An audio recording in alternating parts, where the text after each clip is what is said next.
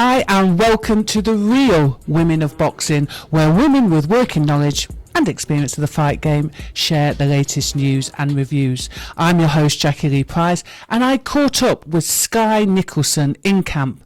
That's coming up a bit later. The worst kept secret in boxing is finally out. If you haven't heard, Tokyo Olympians Lauren Price and Karis Artingsol have turned over. The lucky promoters? Boxer and Sky Sports Boxing. Adam Smith said he struck gold. And he has. He really has. Because there were rumours circulating that they were going to sign with Matchroom Boxing. But they have signed with the opposition.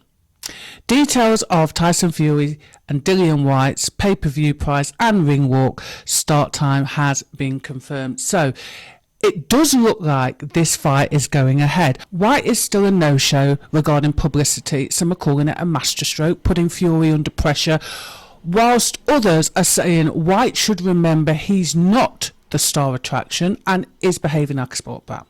What do you think? Drop a comment in the comment section below. Now for a review of the weekend's fights. It's all about the ladies this week. Georgina Guinini versus Stevie Levy. Listen, I'm not going to lie.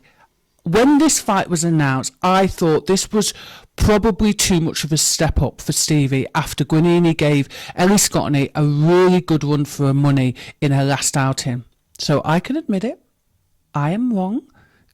Guinini is a former IBF super flyweight champion. A huge part of her work is power shots, which put Stevie under a lot of pressure in the first.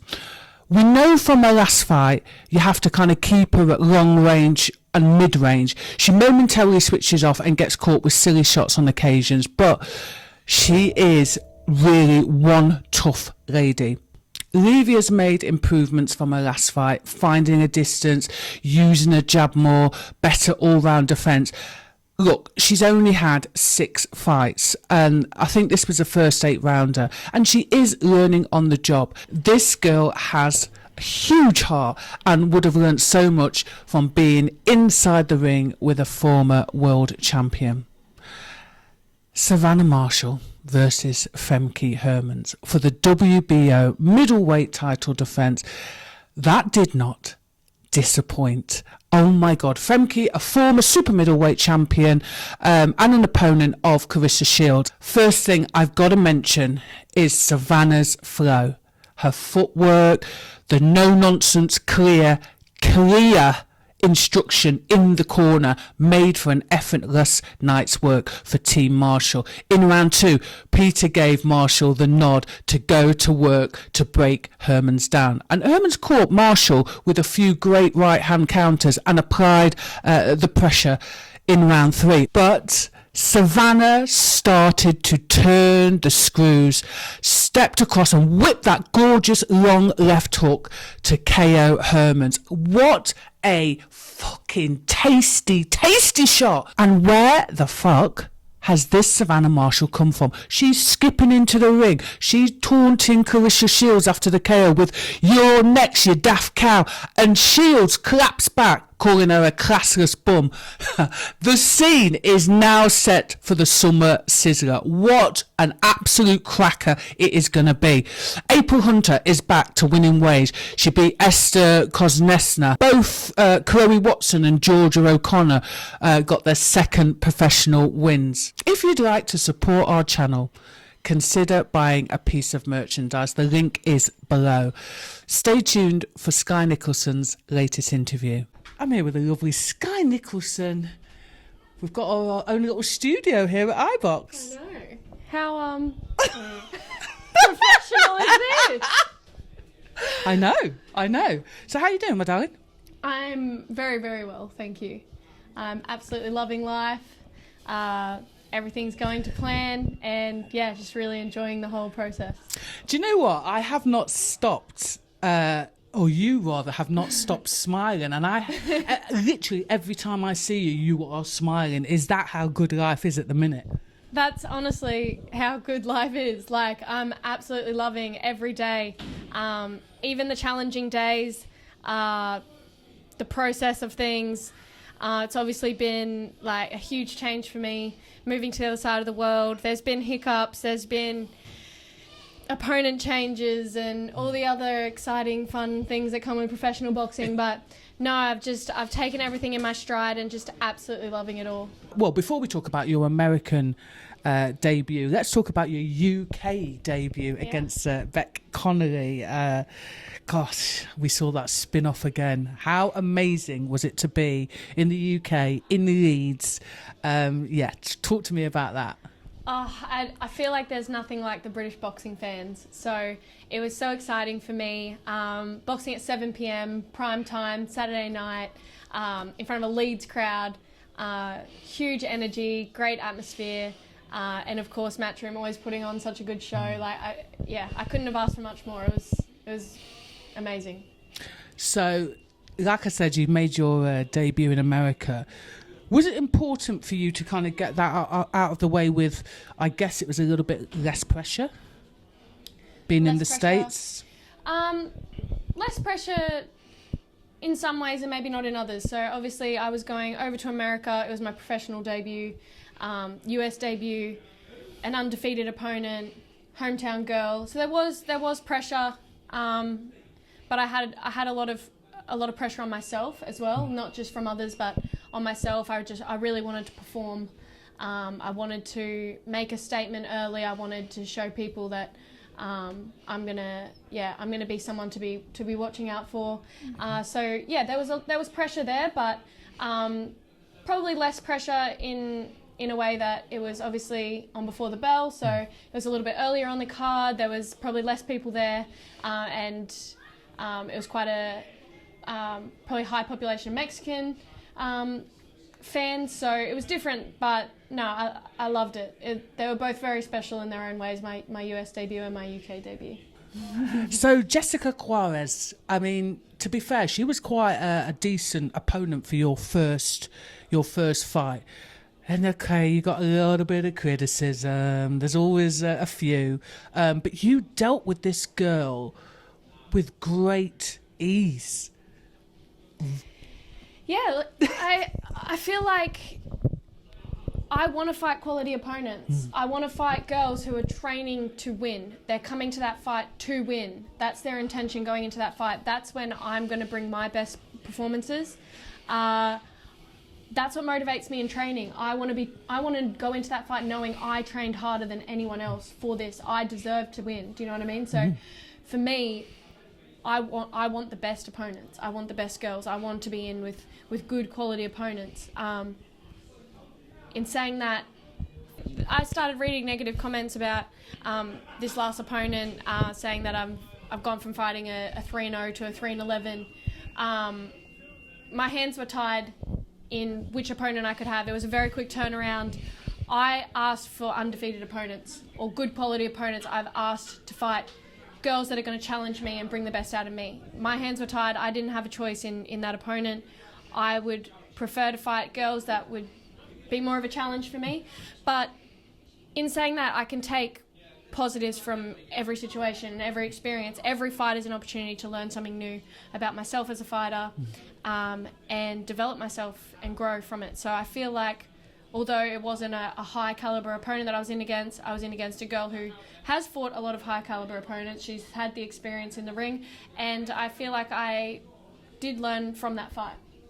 First of all, what I will say is you're always going to get criticism. That's the first thing. So there was a little bit of criticism around you being too much of an amateur star, and it annoys me because if you have trained in a certain sport and a certain way for so many years, can you just explain to people how long it will take to unlearn what you have learned? I've been an amateur boxer for over 14 years. I've been training as a professional for 12 weeks now. By now you should have grasped it, surely. I find it quite baffling that people are saying I'm still fighting like an amateur. How am I fighting like an amateur?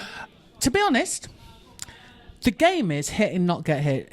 I think we'll just take it back to that. Firstly, let me talk about that performance. Both performances, but the debut in particular, it was absolutely gorgeous. It was confident. You controlled the pace. You controlled the distance. I love a spin-off. You were strong. I love the sprinkling of showboating. For me, for a debut, I cannot begin to explain how confident and well you came across. I'm not interested in all that other nonsense. I'm really not. Yeah. The second one is out of your control. So I guess the question is really, how difficult is it to listen to those comments, or are they water off a duck's back? Water off a duck's back. I don't read into the comments, and to be fair, I have to say 99% of the feedback and comments and messages has been positive, which I love and appreciate so much. The negative comments, I always take it with a grain of salt, but I kind of take it as a compliment because they're hating, but they're following me. So it's true though. They're fans. Bless them. So yeah, I feel like like I said, I've been at the gym as a professional boxer for 12 weeks. I feel like I'm only going to get better every fight. I've had 2 fights in that 12 weeks, and now training for my 3rd fight. A lot of professional boxers probably have 3 fights in a year, and a lot of professional boxers don't debut after probably 6 or 7 weeks in a professional gym like I did. So, no, like I'm being active. I'm learning all the time in the gym, in the fights, and I think we're just going to see more and more of what I can do. I think we did see more actually against Bet Connolly. So, and that's my personal opinion, and somebody that's been around boxing for 25 years. So moving on, we like to try and keep it positive. I thought it was absolutely a great, both fights were really great, and I look forward to seeing your development. And those weigh-ins, how gorgeous. Oh, thank you. Beautiful. I kind of got mixed responses about what I choose to wear for the weigh-ins. Okay. A lot of feedback was kind of saying that I should be taking a leaf out of the book of what some of the other girls are doing and monetizing on the sex sells aspect. That's interesting, because I thought you were effortlessly sexy. So I find that quite interesting. I thought that you're a sports person, you're already attractive, you don't need to go, hello, I'm attractive. It's like, because we can see it. But joking aside, it was just classy. And in fact, both times, just classy. So I think you should just do you. Yeah, I'm just doing me. The other girls are just doing them, and I'm there to box. I'm there, I mean business, and I let my boxing do the talking. Everyone can express themselves in their own way. Yeah. I don't see that as a market or, I guess, target audience really for me, and that's my thought process on that. It's interesting because you're not the first person that has said that. Some people have said it privately, that they feel enormous pressure as a female athlete to, sexualise themselves. And I'm not suggesting, listen, do what you want, but there are a lot of people that feel the pressure to reveal more. Is that just the day and age we're living in? I think so. Unfortunately, but I think it's up to each individual how they want to express themselves, how they want to present themselves, and I'm not saying my way's right and their way's wrong, or their way's right and my way's wrong. I think it's just a very individual choice, and I don't really even think it needs attention. It's true. It shouldn't really even be discussed. You know what I mean? I feel like, who cares if you're wearing a bikini or lingerie or a tracksuit? Yeah. Quick fire questions, just Okay. very quickly, quick fire questions. Quick fire. That's the one. Fire quickly. So, Olympic ring walk or pro ring walk? Ooh, very different. Oh, it's quick fire, isn't it? can I think about my answer? It's different. So like, the Olympic ring walk was my whole boxing journey. All of the highs and lows were built up into that one moment. My debut ring walk, my professional ring walk, it was fun. I had my song. It was live on DAZN around the world. A new journey, the start of something new and special, new sensation. Very, very special. Both are very, very special in their own ways, but it's hard to say. Yeah. Okay, I'll accept that. I'll accept that. That wasn't a very good quick fire. No, but but actually, I don't mind. So, meeting Canelo or meeting Canelo? Jeez. Yeah, that was nice. Yeah, I bet it was. From a boxing point of view, obviously, was it nice that he was complimentary of you? Yeah, it was really nice. It was cool. Like, obviously, like, P for Peking. I was quite starstruck, which I'm not. It's quite rare for me to be shy meeting someone because I'm quite outgoing. But it's not even that he's hot. It was like, yeah, you're a boxing god, and we're having a conversation, and you just told me I don't look like a boxer. I'm like, please tell me you weren't. I have no words. Please tell me you weren't. That was literally pretty much me. Yeah. To be fair. Yeah, how amazing was it, though, to meet him, joking aside? No, it was great. Eddie introduced us at the press conference. He didn't believe that I was a boxer. He wished me all the best for my debut, and no, it was nice. It was quick. He had 1 million people there to see him and get photos of him and interview him, so it was quite quick, but it was nice, and it was, I liked that he took the time out of his busy day to speak with me and wish me well my career. But you did have a photo with him. I did. Oh my God. I think I made a lot of people jealous that day. You did. Yeah, you really, really did. But I mean, what a lucky woman his wife is. No, I'm joking. It's me lucky for meeting him. But no, his wife. Next question: meeting Eddie Hearn or meeting Canelo? Meeting Eddie Hearn. I feel like meeting Eddie Hearn changed my life and has created big opportunities for me, has kind of shown me this whole new world that I wasn't really even interested in before meeting him. So as cool as it was meeting Canelo, no, it's changed my life meeting Eddie, so I would have to say meeting Eddie. Wow, nice. Yeah. Okay, this is a tough one. Tough. Eddie Hearn or Eddie Lamb? Why are you doing this to me? I don't like this game. Eddie Hearn, Eddie Lamb. They're my guys. Well, if like you had to just save one of them, which one would you save? This game, I'm opting out. I'm opting out of this game. Just both. Both. Have you seen these guns? Yes. I'd save them both. Oh, I don't know. If they were both drowning, I know who'd be heavier. I think Eddie Lamb would be easier to save. Oh, bless. So was that an Eddie Lamb then? Both. Both. Yeah. Okay, that's fair enough. I love both Eddies.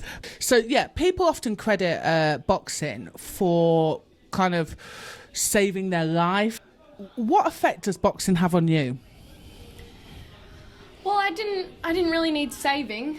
I had a good childhood. I kind of fell into boxing a little bit. I grew up around it, but I didn't grow up wanting to be a boxer. But when I started boxing at 12, I fell in love with it. And I think boxing was my first love. And I still love it. It's taught me so many life lessons, harsh ones and really good ones. And it's shaped me into the person that I am, and I will always owe that to boxing. And yeah, I don't know who I would be or where I'd be if I didn't box. So yeah, I do. I really love boxing, and I like more than anything. Yeah, I get that. Yeah. Should we just have a vote? Are we going to cry? I don't know. I don't cry. Do you not? No, not really. Not even if I punch I up in cried your in the face. Olympics. Everyone saw it. It was on live TV. Oh, bless you. But apart from that, I don't really cry. Oh, it's just a moment cry in that. much. Do you not? Not really. Oh. Ebony Bridges won last weekend her first world title against Romance, and there are a few Aussie fighters out there, yourself included, and I don't really want to diminish Ebony's accomplishment at the weekend, but there's another Aussie, Shannon O'Connor, who's been waiting for, I think, the longest time I think she's in number one position for is the WBA and the WBO. What are your thoughts on why she isn't getting her opportunities? Do you think it's ageism? I wouldn't say it's ageism. I feel like Shannon has had world title opportunities. She's fought for world titles. But for the most part, she has stayed domestic. She's stayed in Australia. She hasn't gone abroad and, I guess, built her profile overseas the way Ebony has. She hasn't signed with a big promotional company, and maybe it is a little bit late now. But I don't know. I feel like she's been on the scene forever and maybe hasn't taken opportunities or gone and made herself opportunities the way Ebony has. And you have to give credit to Ebony. She's a smart businesswoman. She knows what she's doing, and she's made it happen for herself, and you can't take that away from her. I think Shannon could easily go and do the same thing. I don't know how many more years she's planning on fighting. How old is she now? 39, yeah. 39? Do you think that's the key, that you've chosen to come away, leave your family behind? Do you think that's ultimately the key? Because over in the UK, you know, professional female boxing is blooming. Yeah, exactly. It's the British boxing in general, not just women's boxing. British boxing's way ahead. USA's way ahead. So the ones that are getting out there, taking risks, setting themselves up away from their family and friends and making it happen, they're the ones that are getting those opportunities. You can't sit in Australia and expect them to come to you. But has she not got children? She does. Yeah, I mean, she does. yeah. Every individual circumstance and situation is different. I'm not saying it's Shannon's fault. I'm just saying they've had completely different boxing careers, completely different paths, and the way Ebony's done it's worked for Ebony. Yeah. I think it would be a great domestic matchup. It'd be a great fight. I'd love to see it. I think the fans would love to see it. So who knows? That could potentially be a fight that happens down the line. Who knows? And I'll get paid for matchmaking. I do feel there's a slight little bit of ageism, because I'm seeing quite a few female fighters that are over 35 that are not getting chances. And I understand what you're saying, but for me, I'm like, wouldn't it make sense to, like in the men's game, to, you know, fight against the young ones coming up, like they do in the men's scene, and then they can get a last payday and hopefully sail off into the sunset. Definitely, but I'm still seeing plenty of girls over 35 in those fights. They're definitely... I think women peak later than the men anyway. I think you're going to see primed fighters in their early to mid-30s in the women. Yeah, I think so, because they haven't taken as much punishment as well, to be fair. So tell me about your lifestyle in Oz and how it differs to sunny Bromley.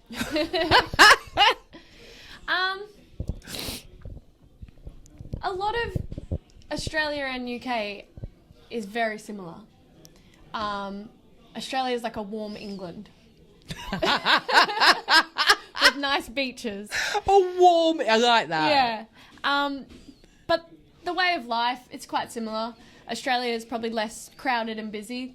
London's very, like, populated.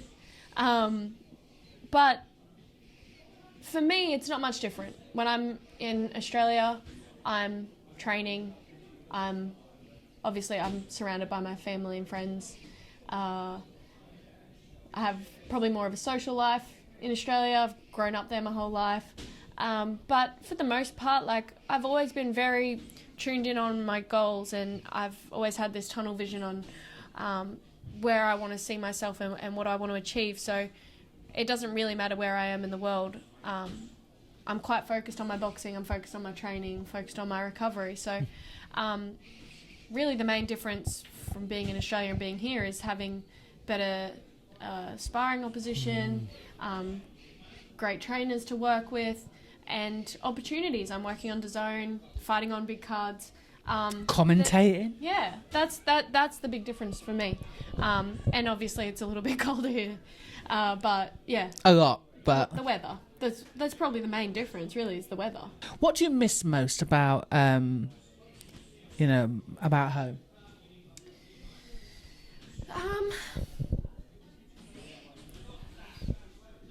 I'm going to sound really mean, but I don't really miss home that much.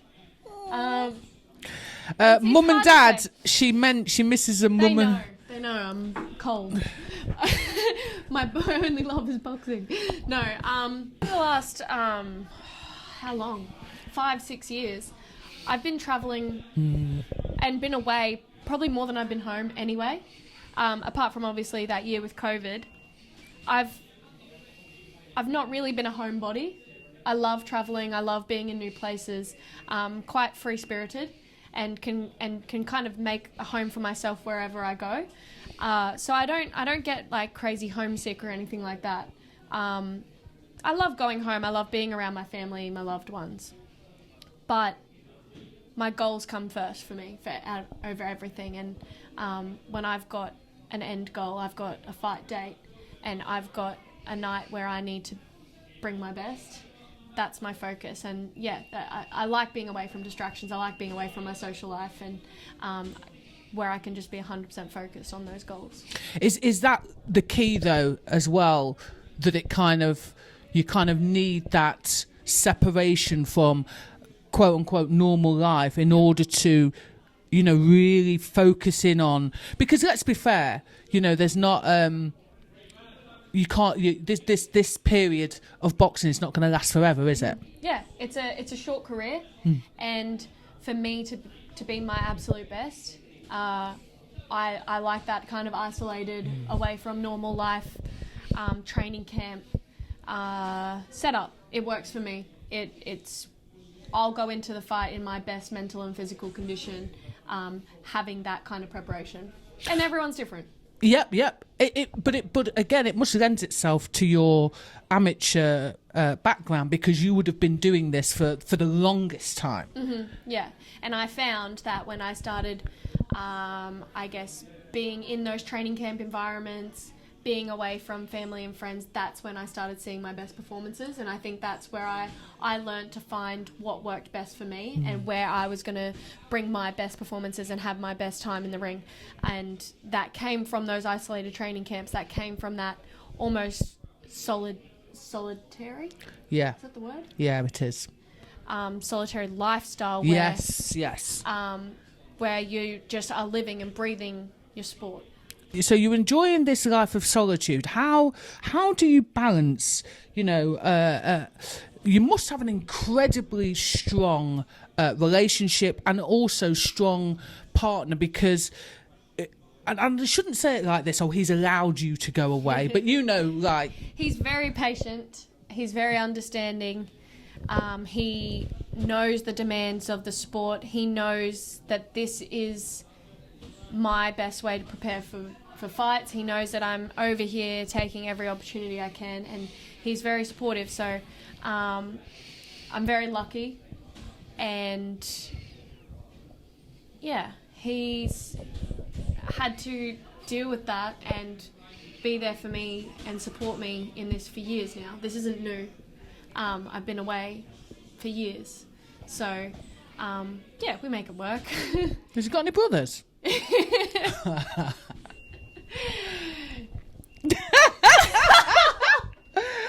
Yeah, actually, that sounds really amazing.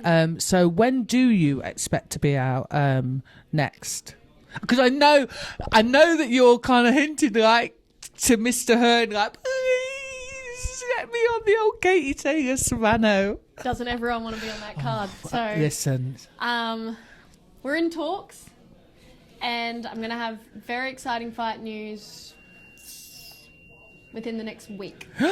Let's put a week on it. When's this going out? this is going out on Monday next week. It'll be around the same time that I'll announce what's next. But I will say I will be out soon. I promised activity. I promised to be back in the ring soon. I think people are going to get sick of me being out in the ring, but I love it. You love it. I love it. And listen, I don't really... To be fair, isn't this what you're here for? That's what I'm here for. Every fight is an opportunity to get better, to develop myself as a fighter and put myself in a position that's going to get me closer to winning world titles. So, fight news very, very soon. Potentially... Now? Right in my now. ear? Yeah. But no, we're finalising a few things. Oh, you teaser. Yeah. And I will announce which card I'll be on and who my opponent will be this week. Okay. That's all I can tell you right now. It's Friday though. Yeah. So next week. Within a week. Okay. I'll wait with bated breath. Serrano or Taylor? I have been a Katie Taylor fan forever. I am backing Katie Taylor to win on points. I think it's going to be a great fight. I can't wait to witness it. I know. Like a lot of boxing fans. We've just got a hand coming in. We're nearly finished. Use just that little hand. I can't wait. I can't wait. I literally can't wait. And I love Katie Taylor. I love what she's about. I love what she's done for women's boxing. So do I. And I would just love to see that happen. So that's what I'm hoping for. That's what I'm backing. I want Katie Taylor in a masterclass, take her to school, boxing lesson 101, Olympic champion, undisputed world champion, Katie Taylor. I love it. That sounds good. It does, doesn't it? It does. It sounds really good. And then float off into the sunset. Yeah. Do you know what I mean? Yeah. Yeah. That's, yeah. You know that if you see Serrano, you got to say you think it's her. No. I like watching her box. She's an exciting southpaw. I normally favour southpaws. I'm a little bit biased. I was going to say. I love southpaws. But I love Katie Taylor more.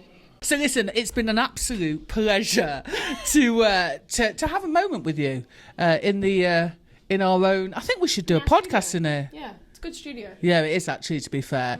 I look forward to the whisper in my ear later. I look forward to the announcement next week. Very, very exciting announcement. Yeah, I can't wait. I wish I could tell you, but I can't. Okay. Thanks very much for giving us your time. Thank you for having me. Don't forget to like, subscribe and hit that notification bell so you don't miss out on any of our content.